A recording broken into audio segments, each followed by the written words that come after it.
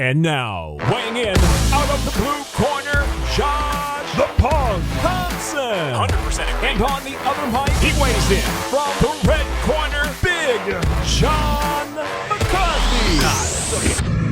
Well, hello to everyone. We are back. The Weighing In podcast is here to talk about the upcoming fights. We have a UFC unfortunate pay-per-view. You're going to have to pay to watch this one, with a rematch with Israel Adesanya against the former champion in Robert Whittaker. It should be a fantastic matchup. A lot of other good fights on there. I think we're going to do a little bit of weighing in on the odds with it, because Josh loves to tell people how to win money. Well, because I win money, and that's, I just take my own advice, and I seem to be successful at it. It just keeps working. I mean, I wouldn't listen to John if I were you guys, because. But hey, we're gonna have some fun. This is gonna be a good little show, and we're gonna give you guys our best advice on what we think might be right in terms of, the fights that are coming up on this weekend's pay-per-view. And then we're going to probably even maybe chime in on a little bit of the football. Let's talk about a little bit of the football. We'll do some weighing on the odds on maybe on the Super Bowl. Give a little 2 cents. Give you our 2 cents on these two teams. One team that beat my team, and the other team. A little biasness. Yeah, a little biasness though. But hey, I'm gonna support them a little bit. It's funny. They're my brother's team. They've been my brother's team since he was 5. So when they met, in the AFC Championship game, I was like, all right. They're one of my best friends' teams. I have made more fun of him over being a Bengal fan for years. Back, he was my boss, and I actually printed out. At one time, they played the Ravens. The year that the Ravens won the Super Bowl, this is back like 2001 or something like that, and they actually gained 4 yards of offense the entire game. Jeez. So I printed up all this stuff. I had 4 yards marked out in his cubicle. I did all this stuff and saying how pathetic they were.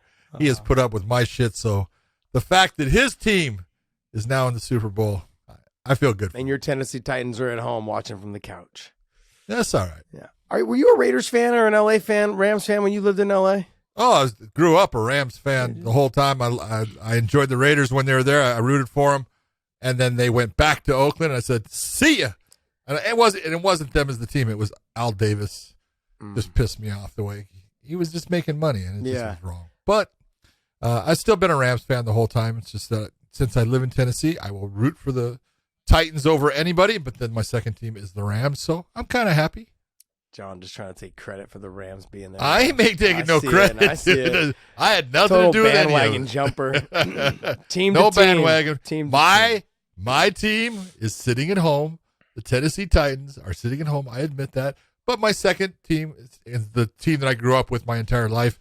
That I used to have season tickets to the Rams. How do you trade your teams like that? I don't give a crap where I live. That's my team, man. I'm a Chiefs hold on. fan. When your team leaves you, moves away. Did the Rams move? Goodbye.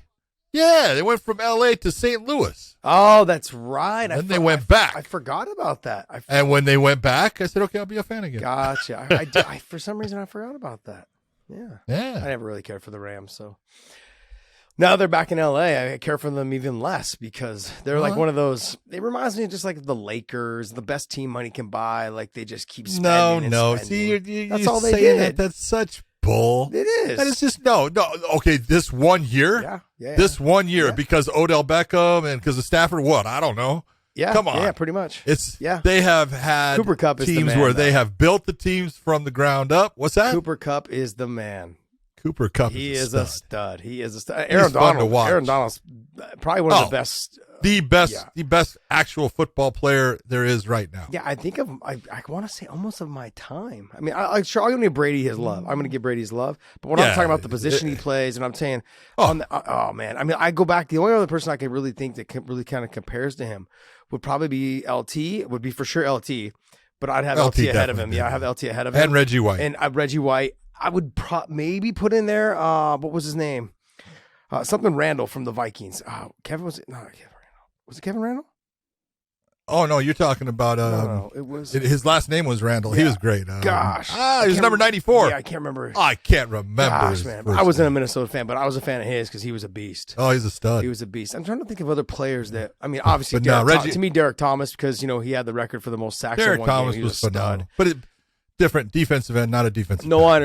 I understand that, but I'm saying just playing in that line position, and then now the way that those players play from everywhere, they play anywhere. They just shift them and move them. That's true. Yeah, the way they do, They the bounce way they all run over. their stunts, everything like that, it's just insane. They've got to be able to get there with the speed, and oh man, it's insane. Yeah, absolutely insane. Yeah, so we'll go ahead and weigh in on the odds for the Super Bowl as well. We'll talk about that a little bit. Just give you our 2 cents, whether you guys want to believe it or not. But then let's talk about something that's going on right now. Let's talk about some fights. What do you got for us there, Dave? We're going to talk about, first of all, One Championship, who has their they got a good fight coming up. They do have a good one. Yeah. I mean, Bibiano man. Bibiano hasn't fought in how long, John? 2 years, 2.5? Yeah, almost like that. 2.5. 2019, I think is what it Long was. time. Yep. So 2019, he's got his hands full. Lineker is a beast, a stud. You've never been a big fan of Bibiano's stand-up. You said, it's okay. It's never been that great. No, it was decent enough to get him where he needed to be. Mm-hmm. It wasn't that he couldn't stand up and fight. It's just when he faced guys of one of two things: a really technical stand-up background that they moved well and everything. He didn't try to stand with him. That was smart of him. He was always shooting in for the takedown and trying to work his game. Or he had guys that hit really hard. Guess who he's facing? Yeah, a guy that hits really hard. So this is one that I'm not saying Bibiano can't win. He can beat Lineker. I just think that he's the underdog in this one. Yeah, the age though too has got to play a factor. I mean, I don't know what the age difference inactivity is between the two. But the inactivity, the age. He's talented all the way around. He's a good jiu-jitsu practitioner. He's great guy. Yeah, good on top. He's got good positioning. All of those things. He's an absolute just a stud when it comes to like being a person. He's a great person. Yeah. It's fun to be around. Just super nice guy. Yeah, he's got his hands full. We're gonna see. But Lineker, he's been out for a year as well. Yeah, almost a year. I think the problem that I have, I mean, I look and I love watching one. I love watching a lot of their fighters fight. The issue that I have is that the ones that everybody really wants to see, they don't fight enough. And that's the hardest part. And the ones that are up and coming, you got to put them behind the fighters that everyone knows, but they don't do that. They have some of the fighters that are phenomenal, that end up headlining a card, but no one knows who they are. So then the viewership doesn't reflect how good these fighters can be or how good these fighters are, but how good their numbers should be if people started to follow how good they are. And that's what kind of sucks. So you got Lineker and Bibiano. Scroll down a little bit. Who else is on this card? Just so we can take a look. Dave. I'm scrolling? Yeah. You not seeing it? You may be scrolling, but it's not Dave. scrolling. Do you see it on there? Yeah, but it wasn't Yeah, moving now I yet. did. You might have been scrolling, but it wasn't moving for us. Oh, okay.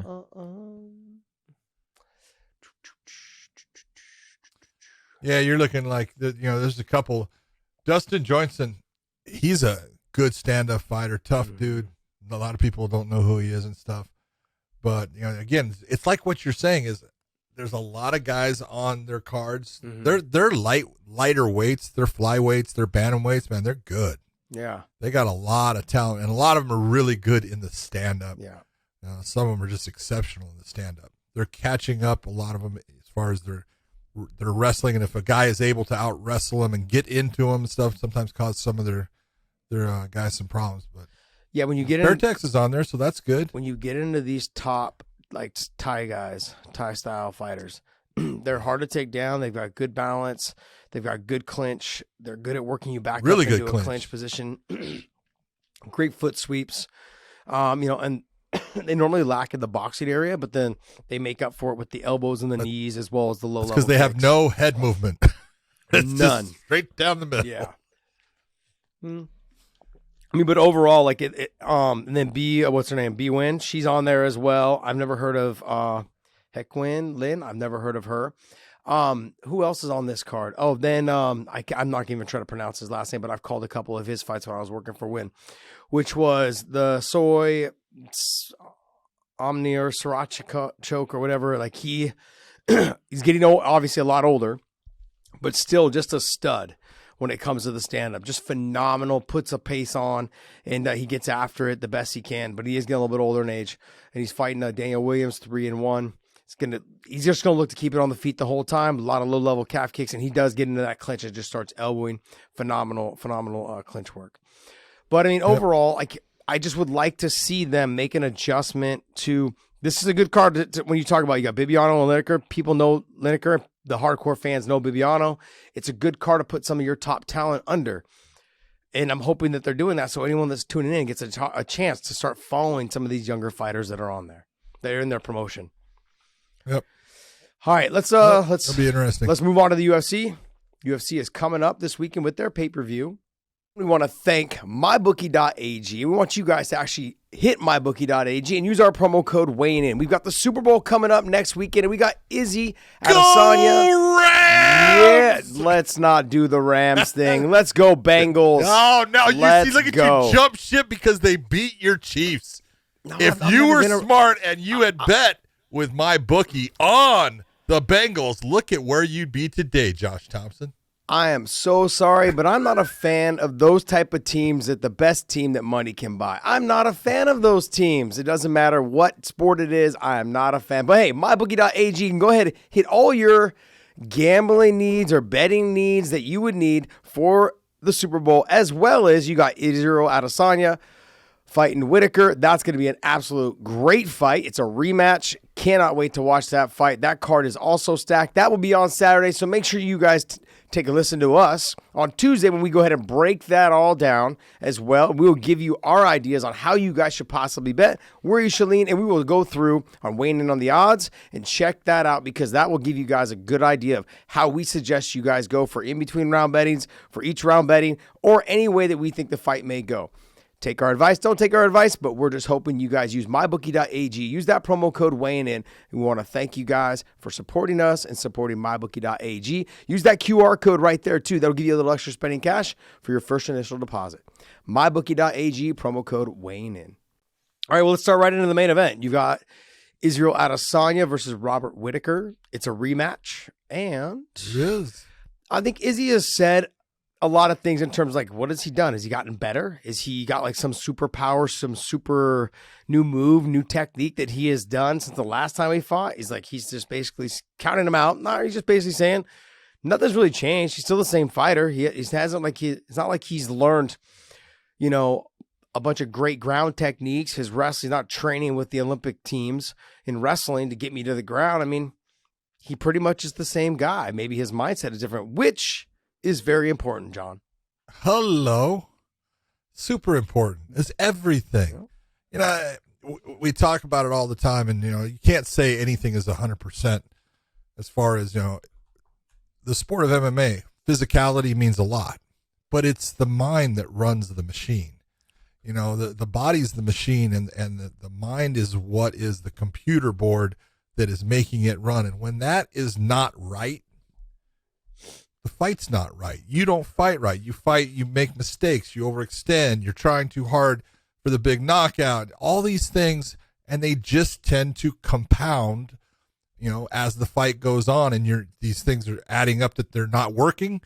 Things just start to, flow downhill and give you problems.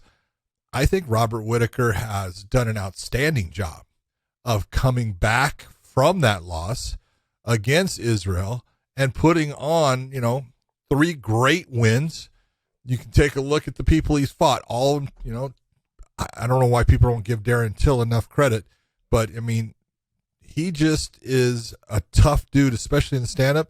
Whittaker, got the decision against him. He beat Cannonier, and he beat Kelvin Gastelum, who I love as a fighter. I call him my MMA's version of Roberto Duran. But he's put on very good performances in all of them. Now, the one thing he hasn't been doing is finishing guys. But it's hard when you're fighting guys that are great fighters. To finish a great fighter, they've got to make a mistake, and you've got to catch them in that mistake. And it just doesn't happen sometimes. But if you look at the fights themselves, he's been in control of all of them, and he's fought smart, and he's fought well, and he's been using his wrestling, and he's taking people down, and his stand-up is actually cleaner. This is a guy that went 10 rounds with Yoel Romero. Okay? He can fight. The guy is a stud. Now, is he the stand-up fighter that Israel is? I don't think so. But he does have aspects of his game that are better than Israel's. He just has to get the fight there. And I think that he saw something when he watched Israel fight Blachowicz. He watched Blachowicz in the stand-up with Israel. He watched Blachowicz when he was getting the takedowns and what he did and what Israel did. And those things, when all of a sudden you gain a bit of confidence from it, even if it was somebody else that did it, you gain the confidence, you become a more difficult fighter for someone to deal with. I think it's obviously Israel is the champion. Obviously he's the favorite in the fight, but this is definitely a fight that Robert Whittaker can win. Yeah, I agree. I mean, everything you said was spot on. I think he's making a couple little tweaks here and there. Yeah. When you said, though, is that, look, he's had 3 fights go the distance. I really believe for him to beat Izzy this time, he's got to make sure that he's not searching for that knockout and trying to force it to happen like he did in the first fight. He was chasing after him. He was letting the anger of the things that were said get to him. He was over trying to get the knockout and the finish, which worked against him. In this fight, in the 3 fights previous, he understands now that I can go the distance. He always knew he can go the distance.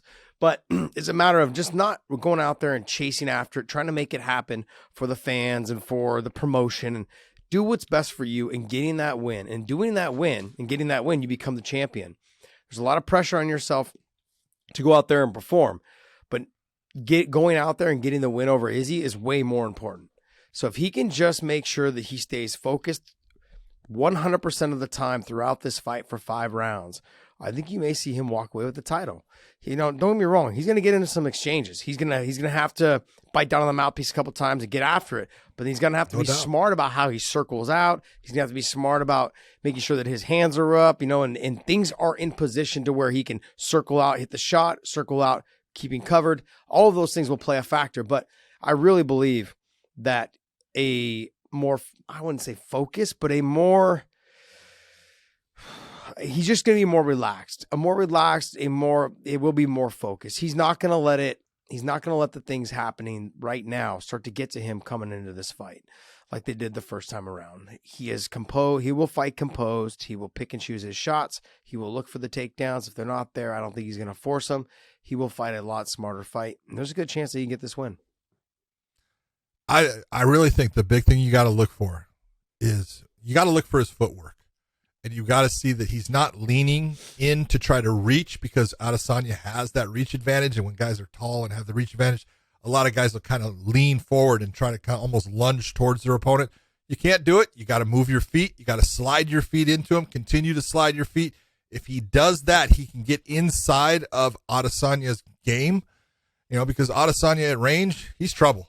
He's trouble for everybody. But if you can break it down more into a boxing match, it becomes more, suitable for Whittaker's style and the way that he goes about this fight. So I just look at, don't overextend, move your feet, good angles, take your time.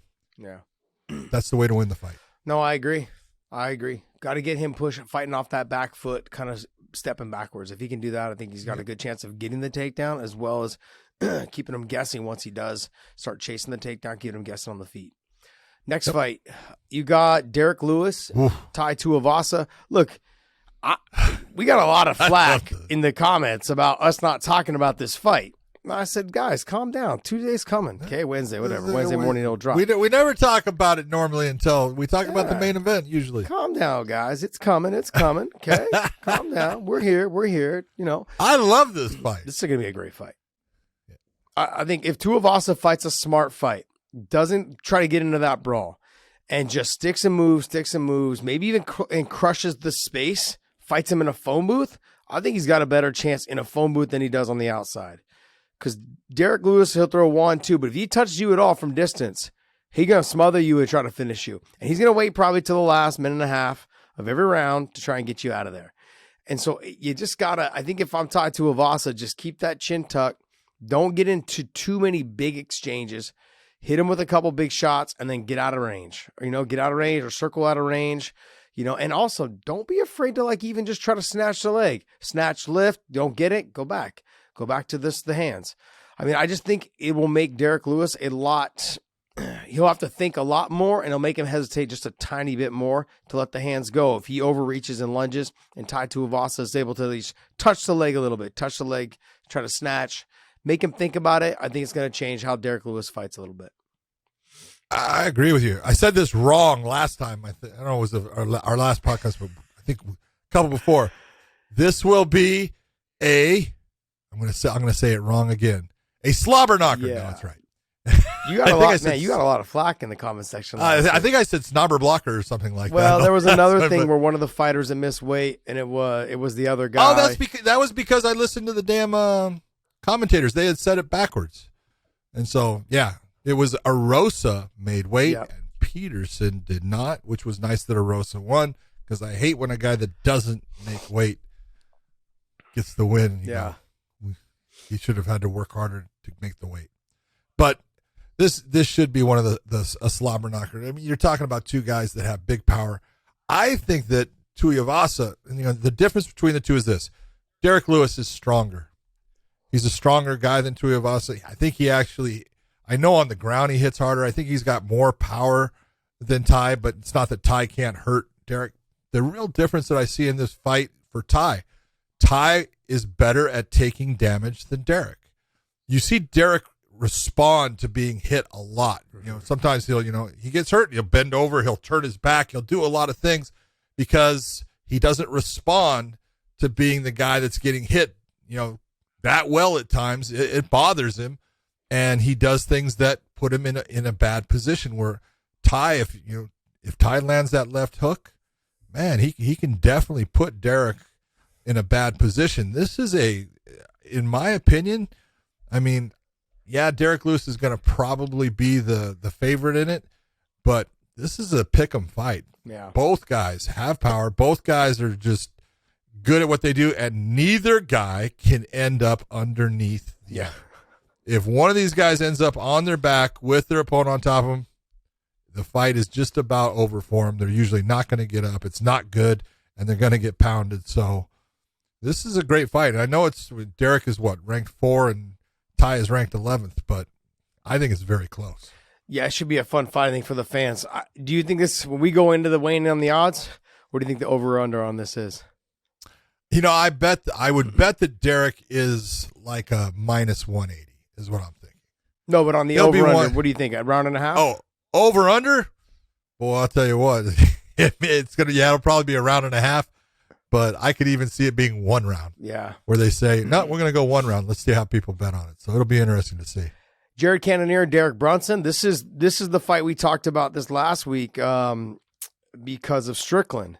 This fight could potentially jump him now that he's got a win. Whoever wins this fight, if they have a good performance, if they do a good job, if they get a finish, you can see them being next in line for a title shot. So who wins this one? It's tough. Look, it's not 5 rounds. No, it's 3 rounds. Yeah. But if there's one thing that, if you're Jared Cannonier, you have got to be looking and saying, I got to push the pace on him.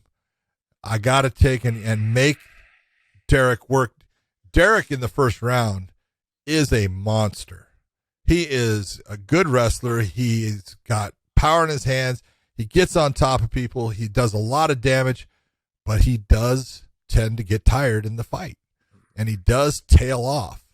And if you're Jared Cannonier, you're looking, hey, I don't have to worry about winning the first round. I have to worry about how much pressure I put on him and how much pace I put on him to force him into a second round where now he's starting to be at a deficit.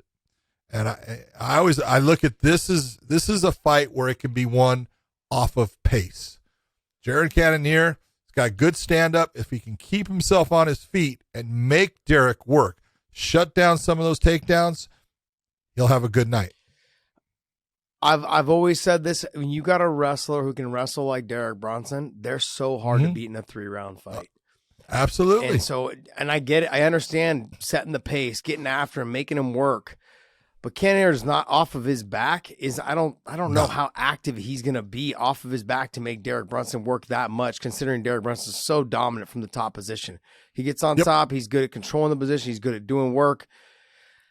I mean, he's a stud. Yeah, he's a stud. I look at this fight. If he gets an early takedown, is able to control that whole first round without Cannonier getting back to his feet, it's just going to be a snowball effect. I mean, don't get me wrong. I expect Cannonier to probably have a good third round, but will it be enough? That's the question. I think in that 3-round fight situation.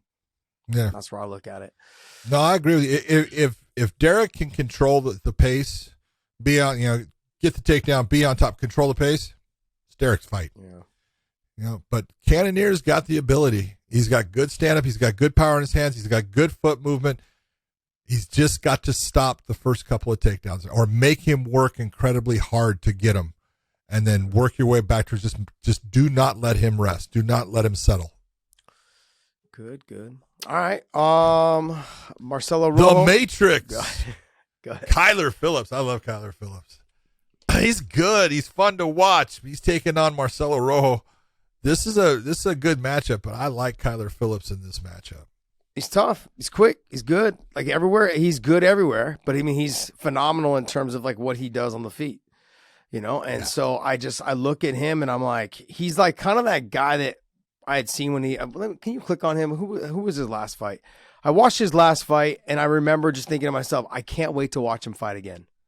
Kyler, yeah, yeah, and he's fun. Yeah, and just look at it. No, it was when he fought. No, it was when he fought Paiva. It was. But it was a really good fight.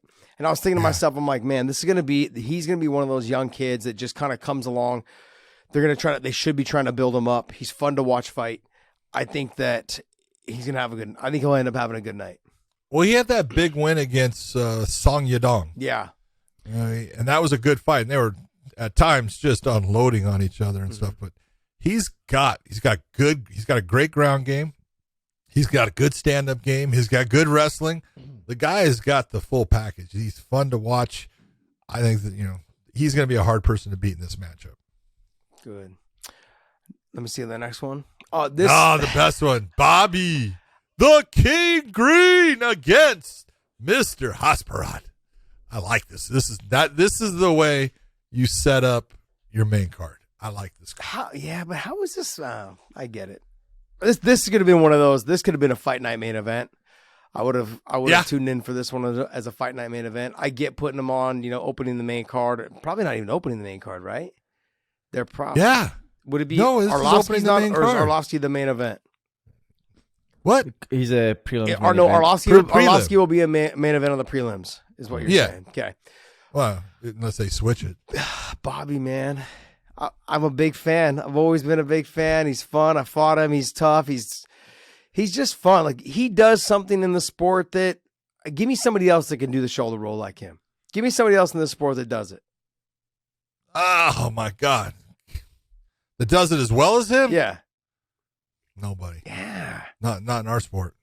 I mean, very few guys can actually do it and be successful with it. He's just, the thing that I love about this matchup though is if Hasparat's last fight was against Dan Hooker, and I thought Dan fought very smart because he took Hasparat to the ground. Mm-hmm. He used his grappling because everyone knows Dan Hooker likes to stand and bang. Comes from city boxing. He's a guy that, he's got very good stand-up skills. And he was smart enough to say, I don't want to be on the feet with Hasparat. Well, Bobby Green has got good wrestling. And he will not use it in this fight. He will not take Hasparat to the ground. He will stand with him the entire time. And that's what makes this thing a fun fight, a good matchup, and one that should be the way to start the card off. Is very smart. Let me ask you this, though. Like, Bobby, he was really active during COVID. Really active. Super active in 2020. Yeah, I think he only lost one of the 4 or 5 fights that he had. I think Yeah, but I mean, he had some coaches. And it was a close one. I'm trying to think. But his last one was, Let me see who. Well, what was the one that he Alaquinta? No, he lost to Rafael Fiziev. No. He was Alaquinta. No, he lost to Thiago Moises. Okay, yeah. Yeah. And that was a close fight. It was a good fight. So was the Fiziev fight. Yep. But with the win over Hasparat, where does that put him? I don't think it changes much for him, honestly. I'm just being honest with it because he's in that position right now. He's, I hate the term gatekeeper, but he can beat anybody on a given night because he's fast. He's got, power in his hands. He hits hard. He does have good wrestling. He never uses it. He's an anti-wrestler. Yeah. He's an anti-wrestler. But I just don't think that, a win against Hasparat, even though it's a good win, I don't think it moves him anywhere. It's not going to move the needle for him. It could one more win, he could be back into that, like maybe a top 15. a fight night main event, something like that. But I don't know. I'd like to see him make another little tiny run, get up into that top 5, top 7, somewhere in there. I don't know if he has that in him, but he's a stud. Arlovsky making the jeez, man. This guy was champion, John, before I was in the UFC. This is crazy to think of. Andre's been fighting for so damn long now. The first time, he was in the UFC was UFC 28. Jeez, man. I think he fought Aaron Brink. He won by armbar. When was he? Wait. Then he wasn't champion when I went there in 44. Was he champion already? Because I think Tim Sylvia was a champ when I was there, and he beat Tim. No, he was already champ. Because he won the championship from Tim Sylvia. Yeah. And so, but did Tim beat him the second time? The second time, yeah. Second time was at UFC 59 in Anaheim, California, and Andre hurt Tim. And then Tim, bit down his mouthpiece and hurt Andre, and Andre went down and he finished the fight. Jeez. So that was when he got him back. First time he lost by ankle lock. You guys, we're talking about fights 20 years ago. It was about 20 years ago. Jeez, man. So long. Oh my God. What do you know about Vandera? Vandera's good. He can't. Comes from Dana White's Contender Series. He had a good fight in the UFC already. He's tough. He'll fight. He'll stand and fight. And Andre's he's a different fighter than he used to be. He's a much smarter fighter. Than at times in the past. He got into this. He was a boxer, and he started just trying to use his boxing skill instead of why are you doing that, man? You've got all these other skills. Use them. And I'm trying to think of Vandera had a really good fight against Taffa. Was it Justin Taffa? Justin Taffa, yep. Yeah. He looked good in that, and he put he got cut in the fight, but he was putting it on Taffa, and then he fought was it Romanov? Yep. And Romanov he's just a monster, and he lost to that one, but. This guy can fight. He's tough, and it's one of those. Does Andre get past the young guy again? Does he put the guy that's the young guy compared to him back in his place? Andre can do it if he fights smart and he just uses his footwork and just picks him apart. I think he's still faster. He's still got power in his hands. He just can't get caught by the big overhand right. Dave, scroll down through the rest of the card. Let's see, John. What other fights on this card interest you? If I was going to pick anything, I like William Knight against Grishin. I think William Knight, he's just, first off, he's just a monster as far as the build and stuff, but the guy I just like his attitude. I like the way he comes to fight. He's got, super big power. He gets tired. But for a guy carrying as much muscle mass as he's carrying, really impressed by how much gas he does have in the tank. But Maxime is really a good, solid fighter, and that's going to say something if he can get past him. That's a lot of experience. Maxime's got 31-9-2, and you've got William Knight at 11-2. Yeah, and that's exactly what it is you're looking at Maxime's got a ton of experience.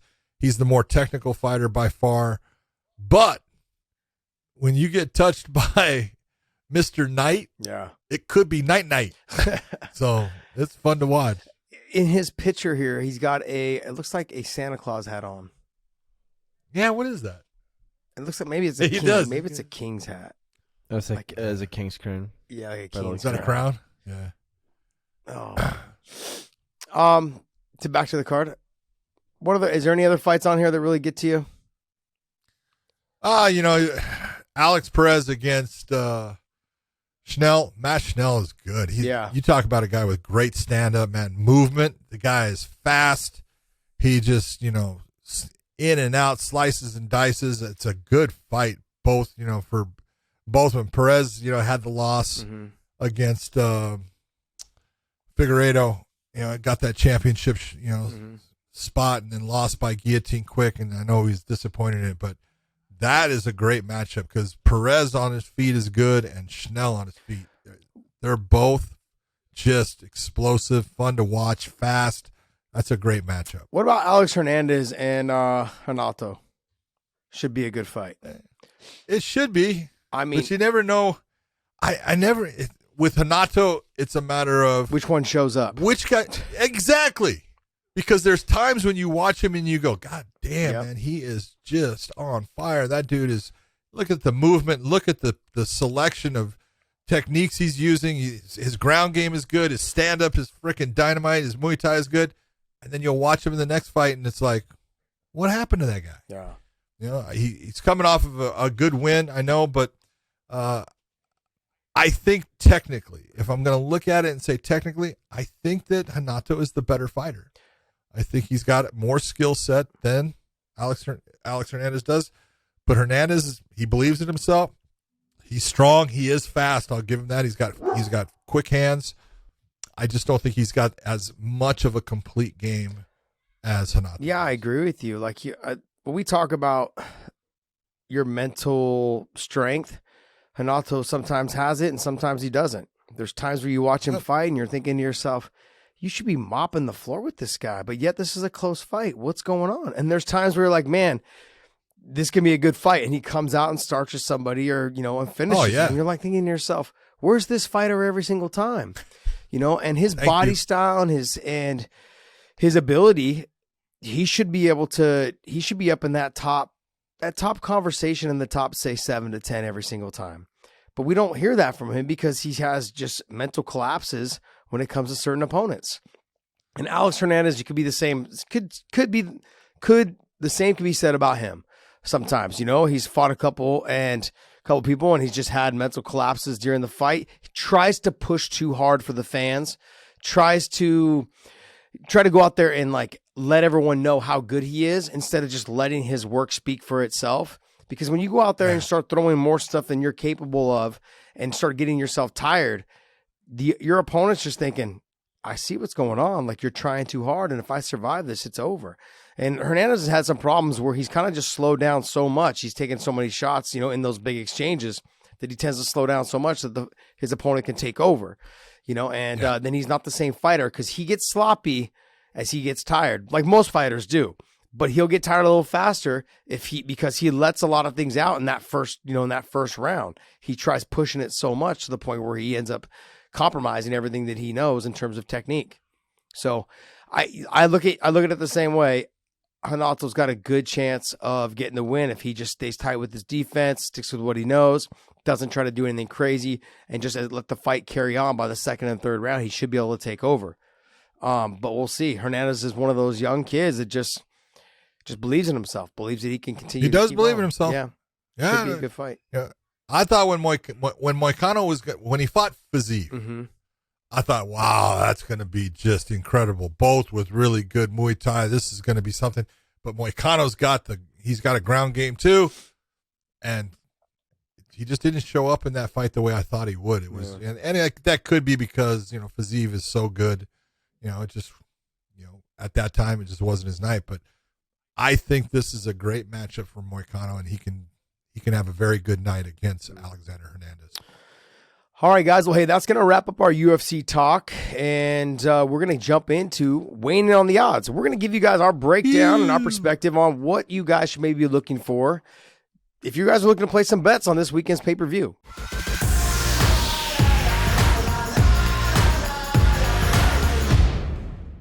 Take our advice, don't take our advice, but hey, we're just here to help you guys if you guys are thinking about it. And if you guys are thinking about it, go to mybookie.ag, use that promo code weighing in, and hey, use that QR code too, which we're going to go ahead and post. I'm going to say it's going to be right there because Dave's going to be on top of it. I'm going to say it's going to be right there. Hit that QR code, and we'll give you a little extra spending cash when your guys' first initial deposit. And let's go. John, what do you got? Let's see. Robert Whittaker versus Israel Adesanya. Robert Whittaker is a plus 215. We broke this down the other day, and I believe the odds changed a tiny bit. I think he was, plus 220, so not by much, but I think it was plus 220. And Izzy is a minus 275. again, I always look to say, all right, this type of fight, does Robert Whittaker have a decent, chance of winning? Yeah, he does. He's that good. He's that tough a guy that he can, win this fight. Is he should he be the favorite? Yeah, he should be. But if I'm going to put money down on a fight, I would rather put it on Robert Whittaker in this instance at plus 215. If I put $50 on him, I'm going to come back with over $100 for my $50. I'm feeling good about the bet. If I put it on Izzy and I have to put out $275 to win 100, I'm sweating the entire time. That I'm thinking, please don't let Robert land. Please, just keep on moving. I just feel more comfortable putting it on Whittaker. Obviously, both guys can win, but when I have a fight where both guys can win, and I have a guy that's as big an underdog as 2-1, I usually will go with that underdog. So I would bet on Whittaker. Yeah, I wouldn't put 50. I'd put 100 on Whittaker. Okay. I would take my chances in that situation. And then what we talked about as well is that there's the over-under is 4.5. So at minus 125 is the over. We're saying, which is funny that it's this way, because we're saying that if it goes over, it favors Robert Whittaker. And so it looks like, I feel like I think it's going over no matter what. Yeah, I think it's going over no matter what. So I would put, outside of Izzy catching him like he did in the first fight, but he could, but I don't think Robert's going to fight that way. He's going to fight more composed, not rushing in. He's not going to make those cuts. Don't get me wrong. He's going to get hit. He's going to hit quite a bit in this fight. Sure. But I think he's going to fight a lot smarter of a fight. And at $100 down for 215, I'll take that 215. And then I'll also I would probably go the over on it, just to be honest. Yep, if I was going to bet on the over, but I'd probably leave that bet alone completely. Just go with my $100 on the 215 for Robert Whittaker. Then you got Derek Brunson, who is a plus 140. Jared Cannonier minus 170, and the over under on that is minus 115 at 2.5. And again, if I'm going to go one way, I'm going to go towards Jared Cannonier. He can definitely beat Derek Brunson in this matchup. He has the ability to beat him. Not that he's the favorite. He's the favorite, John. Oh, that's right. Okay. Oh, never mind. You're right. Okay. I'd go the other way. That's a little bit different. Yeah. I'd go the other way. Derek Brunson at plus 140. Yeah. See, if I was going to bet this, I would bet towards the under. Then, if I'm going to go with Brunson, I would definitely bet the under, because if he doesn't get it done in the under, it's going to be harder for him to get it done, in my opinion. You can get him out of there possibly in the first 1.5 rounds, since it's at that possibility. But I'm going to stay away from it. Yeah, you would stay away from it totally? I would. This would be one of those bets. This would be one of those bets I'd probably bet, $25 on. I'd take Derek Brunson. And then for me, I would probably take the over, because I think, like I said earlier, I think Derek Brunson in a 3-round fight, he'll be able to get the takedowns. It ain't going to be pretty. He might have to win a split decision, but I think he's going to win in terms of a 3-round fight. He's going to get the decision because he's dominated the first 2 rounds with his wrestling. Potentially, he'll probably lose the 3rd round. By Cannonier pushing the pace, making him work too hard. It's going to look ugly and sloppy. Him chasing the legs on his hands and knees, trying to get to the ankles, that type of stuff. I think that's what you potentially will see in the 3rd round. But I still think that Derek Brunson will have done enough in the first 2 rounds to get the win in a decision. Okay, so then let's go with the heavyweight matchup. Tuivasa against the Beast, the Black Beast, Derek Lewis. What do you think? Plus 155 for Tuivasa. Yeah. John, I think in these type of fights, I leave this stuff alone. Like when it comes head to head, plus 155 minus the 185, I'd probably lean more towards the over under at 1.5. I would probably say it's going to probably go. And for me personally, I think it's going to end up, if someone doesn't get knocked out in the first round, I think it's going to end up going into the 3rd. Be one of those type of fights, because Derek Lewis, he slows down so much. He does. That it ends up carrying on the rounds. And if Tuivasa slows down with him, you're going to end up seeing this going to the 3rd round. I don't know if anyone's going to get knocked out by the 3rd round. So you could see maybe that last. If it goes to the 3rd round, no one's getting knocked out, I don't think. You might get the last 30-second blitz if someone gets clipped, but it's very rare. So if I'm going to take a chance, I might go on the over at plus 155. I'd probably bet $50. And take the over on it just for shits and giggles. But I think on the straight up bet, plus 155, minus 185 on the on who's going to win, I'd probably leave that alone, just to be honest. Well, I look at it and Tuivasa has got a couple of good wins. His last 2 wins, Greg Hardy and then Augusto Sakai, right? Sakai has actually got good stand-up. And Tuivasa is looking way better in his stand-up. It's his footwork and the angles that he's using. He's creating a left hook, one to the body, bringing it up to the head.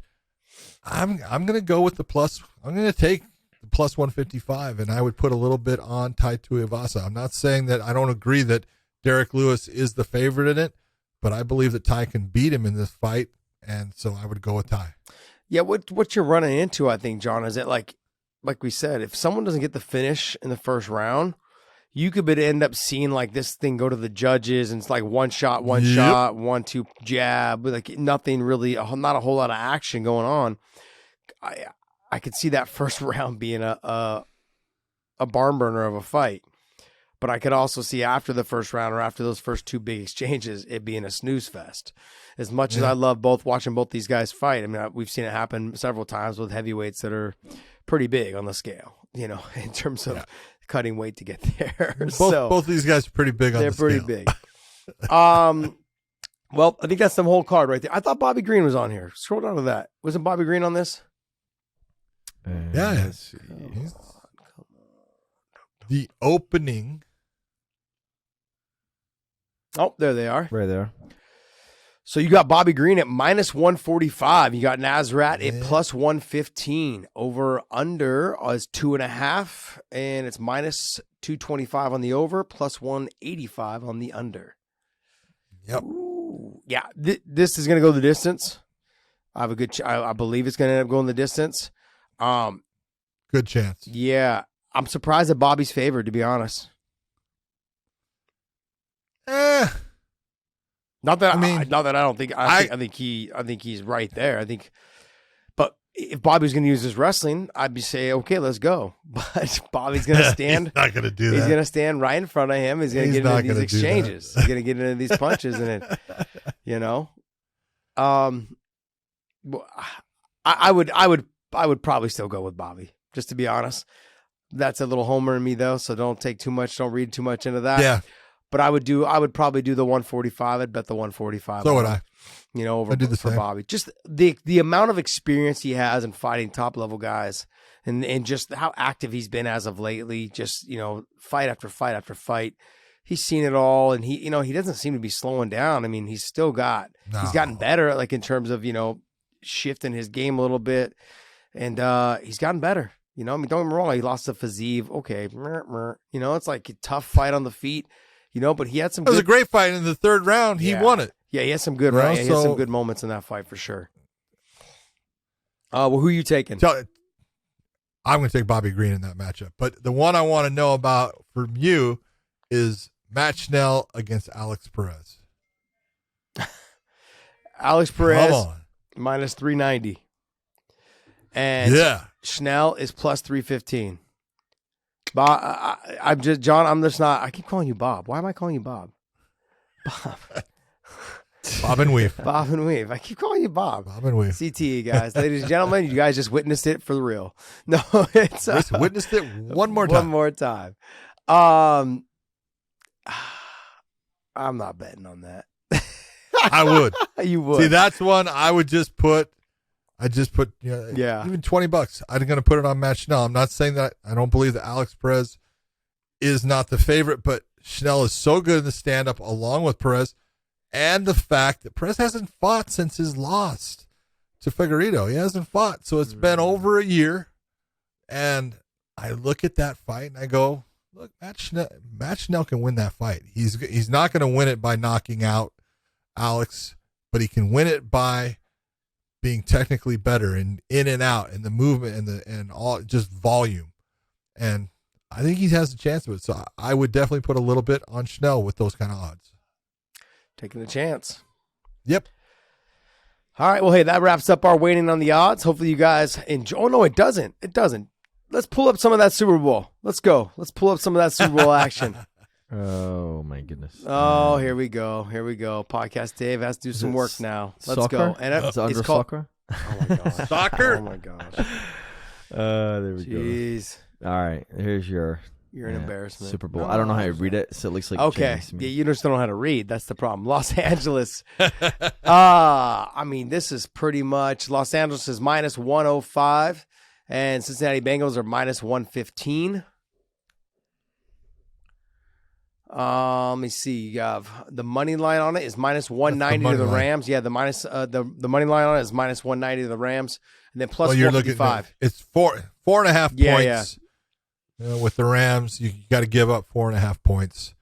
So No. I'm not sure. Man, this is one of those games where one team can run away with it, or it's going to be a 3-point, field goal at the end to win the game kind of thing. So that 4.5 points can be a big difference in this if you're betting. You know what both these teams proved in their last game, and both of them are good at coming from behind.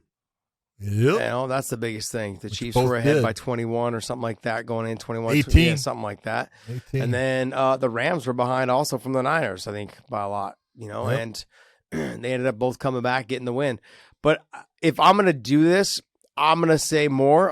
And no homer here, is that you have a young crew. You have a young crew that they don't even know what the hell's going on. They're oblivious to this because you've got Odell Beckham Jr., you've got Matthew Stafford, you've got Aaron Donald. You've got all these top level players. Von Miller. You've got all these top level players. All the media, everything like that is going to be going to them all week. Don't get me wrong, the Bengals are going to get their fair share of media, but a lot more of the conversation is going to go to them. All the praise, all this, all that is going to end up being on them. If things aren't going their way at all, I don't know if you looked for them to turn it around. I mean, are they going to be able to? That's why you bring on all these star players to do it. But let's just be clear. Matthew Stafford, sure, he's been able to get it done and get it, but he's had a good team supporting him to get him there this whole run. He's been known in the past of Here you go. of messing things up. And Joe Burrows hasn't. So if I'm going straight money line, I'm definitely going with Cincinnati, which is plus 155. I'm definitely going with Cincinnati. You're going to go. So you would take the money line on it. Yeah, I would take the money line on it. I'm not taking points. I mean, like I would have to agree with you. If you look at the way that these playoffs all started, kind of, a lot of them were getting close to overtime or in overtime, and I was like, except for that, the first wild card weekend was blowouts all across the board. I think they were all, but then the rest of the playoffs were pretty much all overtime. It was insane, So, and I just, something about Joe Burrow, man. The kid's got it. He's got it in the it factor. They want to call him Joe Cool. I hate it because he's in the AFC with the Chiefs, but he's got something there. He's got something there. Dude, he's accurate arm. You got to just like his attitude too. Mm-hmm. So this is one of those ones. Look, I always rooted for the Rams in the past, and stuff. And it's nice to see him there. But if the Bengals won, I'd be happy. I like what they've done with their team. They got a great defense, but I don't think it's enough to stop all the weapons that the Rams have. So if I was going to bet, I'm going to go and I'm going to give up the 4.5, and I'm going to take the Rams. Really? Yep. Interesting. No, I'll pass. I feel like the Bengals. I'll tell you how I do. I feel like the Bengals can win. I don't give a shit if it's by 1 point or 3 points. Oh, it doesn't matter as long as it's by 1 point. It's all it takes. Yeah, that's it.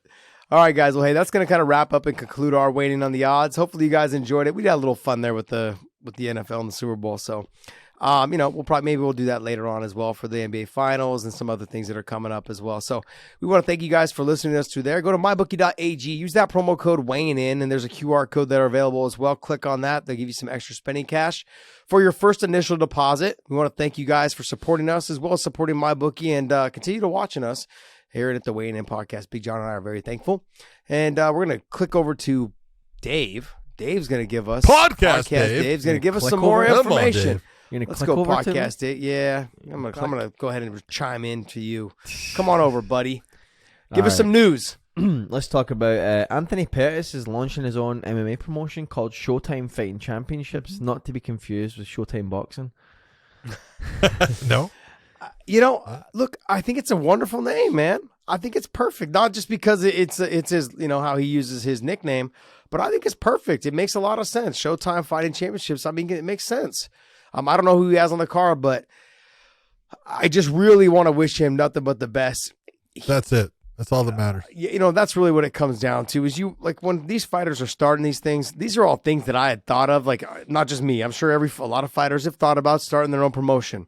But after sitting down with every big time promoter I'd ever known, they all said, don't do it. They said, not because I don't want you to be competition. They said, because it just really is a very hard thing to get into and you need a ton of money. And I mean, I had money backers that were willing to put, hundreds of thousands of dollars into it. But then I also looked at it too. These people were my friends. Yeah, there you go. And I just was like, Don't want to lose their money. Friendship money. I was like, just call it friends, and just left it alone. I mean, I would have had so much help, but look, there's always help in that first one or two shows.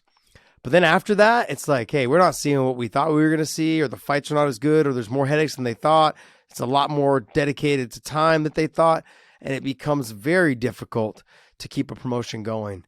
And so, but that's why when I sit here and tell you, I wish you nothing but luck, Anthony Pettis. I hope it's successful. And I hope the fighters lay it all on the line for you, man. Best of luck, my man. All I can say is, Anthony, you're a lot braver man than me. I hope that your promotion absolutely just kills it. I hope that you have a great show. I hope that things just work out for you.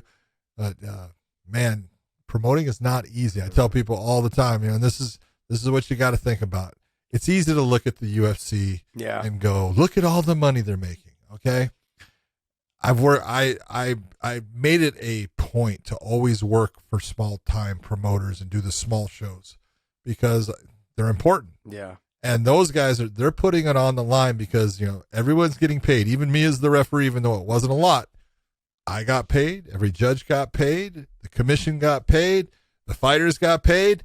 And in the end, if there weren't enough butts in the seats, guess whose pocketbook was in trouble? It was the promoters. Yeah. So, it is not an easy thing to get into. I know Khabib has, started up his, and best of luck to him, but it's not easy. It takes a ton of dedication, a lot of work. You got to be on it all the time. You got to be, looking towards sponsors and all these things. So, Anthony, all I can say is best of luck, brother. I hope you just have a great show and kill it. Podcast Dave, where does this air at? Is it going to be on UFC Fight Pass? I think it's on UFC Fight Pass. Is it on UFC Fight Pass? Oh, yeah. Okay. Yeah, yes. I know it's in Florida, but I didn't see anything that said where it's gonna show. I thought his was on Fight Pass. I believe. Yeah, I could be wrong, but there's nothing that says where it's. Well, that's because they're talking about the Showtime kick thing. Yeah, it says right there, UFC Fight Pass. This is exclusively PFL, on UFC. The PFL Fighters Promotion. Oh. Yeah, the PFL's Fighters Promotion will stream exclusively on UFC Fight Pass, with the first show being broadcast this Friday. So it's under the PFL Fighters Promotion, meaning this event will be on the UFC Fight Pass. Yeah. There's no clarity there though, because it doesn't say his promotion will be. It says the PFL promotion will be. No, that's not what it said. You're reading it wrong. The PFL fighter, because he fights for the PFL. He doesn't fight for the UFC anymore. Oh, the fighters promotion. Okay, yeah. I didn't see that. There you go. All right. Well, hey, that's good. That's awesome, man. So, best of luck to him. I hope all the fighters lay it on the line, man, and they can start growing another promotion. That'd be awesome. It's just good all the way around for the sport. You have young talent that will have a place to go and fight. Yeah, they have a place to be seen. Every time, and we try to tell people, when you have a promotion like this and you're that fighter that you get to get on that main card or you're that main event, this is your chance to shine. This is your audition to the bigger promotions out there. This is your way of getting noticed. Lay it on the line, guys. Very true. Next, Dave. The next is a report that AJ Mckee versus Patricio Pitbull 2 is being targeted for a Bellator event in April. Mm-hmm. April? Yeah, I mean, like I saw this coming. We saw this coming a long time ago.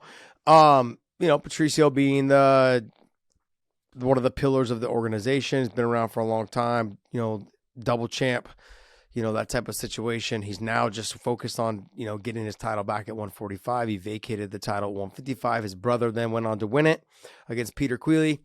And we're going to basically see these two get after it again. I don't know if we're going to see anything different. I think you're going to see a longer fight.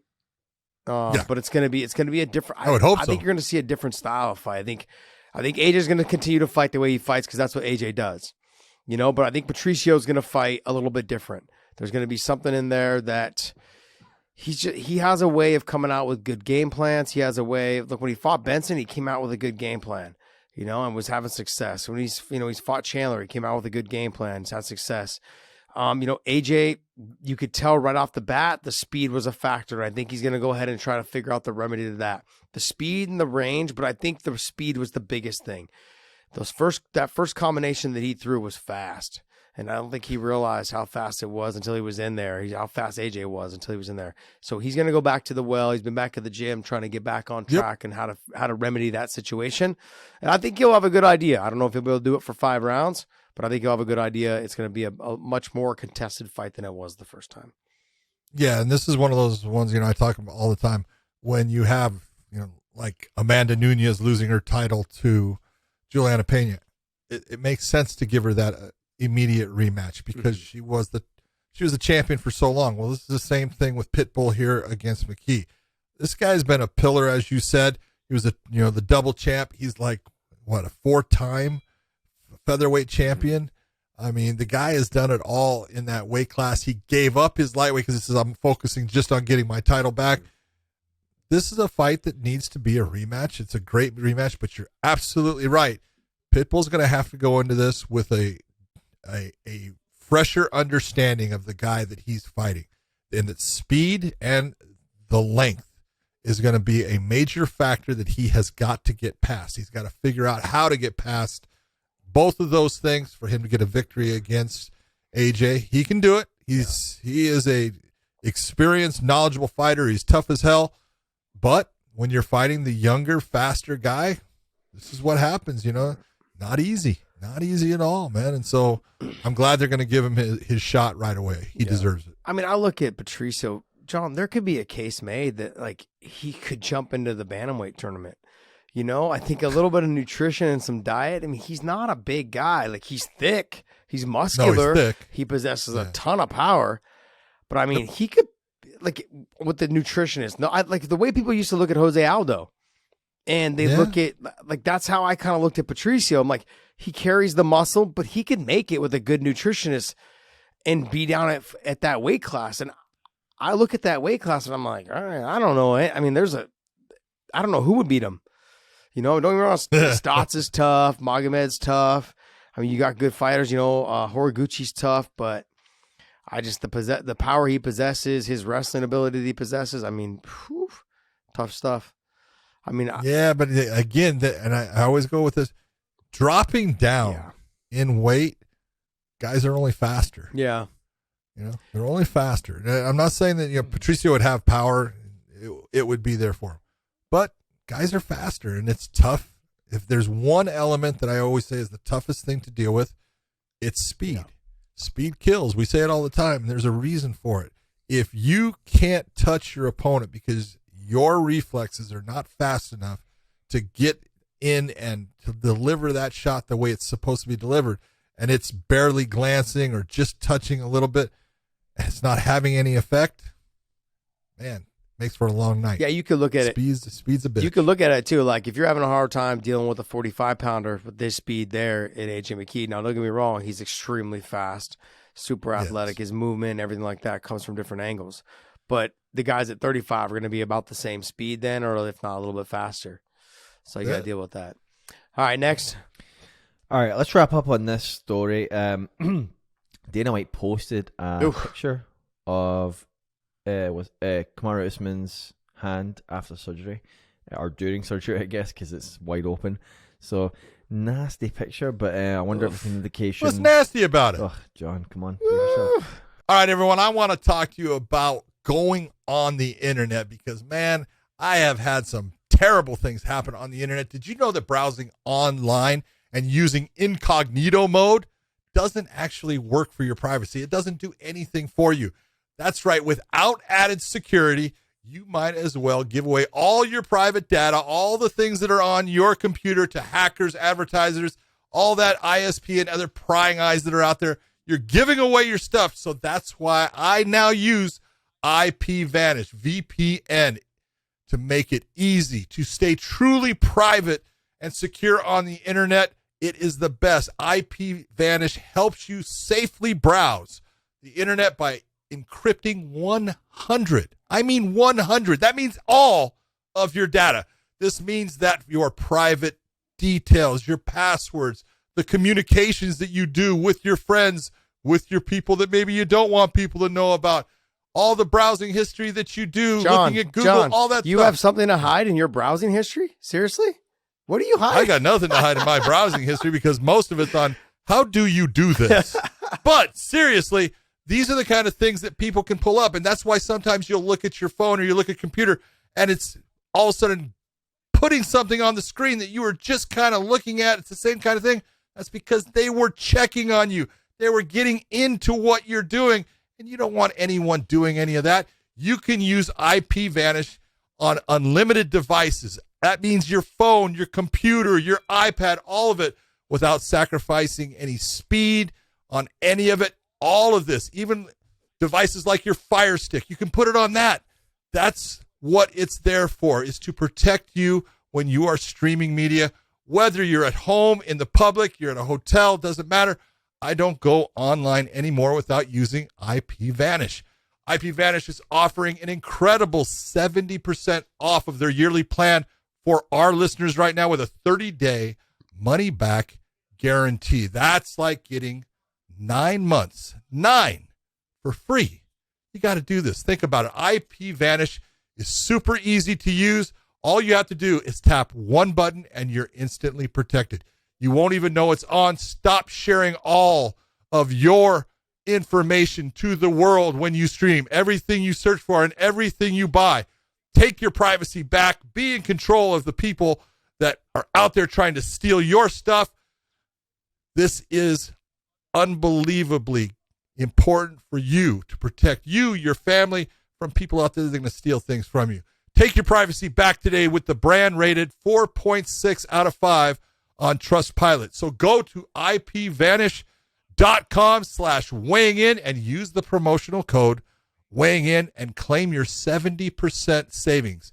That is IPVanish, IPVanish.com/weighing in. Do it now and be safer. Looks like it's just a little bit of an opening there. No big deal. Podcast Dave's a little squeamish over there. I'm surprised. Oh, you got to call it. Podcast Dave, I have some pictures that I'm going to have to show you sometime. You're going to I've already seen Josh's thumb, so I'm not doing that. Yeah. Oh, that ain't nothing, dude. Nasty. Nasty. Oh, man. Well, I mean, like, it's so funny because like he was scheduled, or they were talking about him being scheduled to fight Leon Edwards, and I saw a post where they were saying, "Don't worry, guys, the fight's still happening. He should be ready to fight by June." I mean, the hand is one of those fickle things, but once it kind of heals, it kind of heals. So he should be ready to go. They're saying by June. It would take probably about 6 weeks for him to let it heal, maybe 6 to 8 weeks before he starts punching with it, and then just light contact for a while probably, and moving on. Be good. I mean, look, I'm looking forward to that fight. I want to see if if anything's changed since the first time they fought. Both have got the best in recovery to Kamaru. I mean, he's a great guy, great champion, but that no big deal. He'll get over that easy. It's a little ligament repair. Absolutely. All right, guys. Hey, well, we're going to wrap this up. This is the Weighing In Podcast. I want to thank you guys for supporting us, and hit that subscribe button on the YouTube channel as well as the bell so you guys know when we launch our shows throughout the week. We launch a Weighing Interjection show on our Clips channel. There's a link down below in this channel you guys can hit that will take you to our Weighing In Extras channel. Hit that like and subscribe button there as well. And we want to thank you guys so much for listening to us, and continue to like all of our stuff and comment. We like when you guys comment down below as well, because I read them. Josh likes it. But I read them. Says Dave, the guy who sends me clips of people what they Look say. at what this guy's Look at saying, This guy huh? said. I love it. He's one of those. He's a true troll. He's the pot steward. Is he? He's like this. He's the pot dude, steward. he's a pot I stirrer. love There's it. no doubt about that. I love it. But hey, He'll send me stuff, and I just go, I'm not even responding. can't even believe it. Also, go to ProWrestlingTees.com/weighing in. Use that promo code and still pick up one of our new shirts called Beast Mode. They're out. And we may have some changes for you guys here shortly. We've been working on some new stuff and, hoping to get you guys some new type of apparel. So hopefully this all comes together shortly. But stay ready, stay pumped, and want to thank you guys for continuing to support us and listen to us. Big John, take us away. Thank you to everyone out for listening. I hope you have a fine weekend coming up, and we will see ya.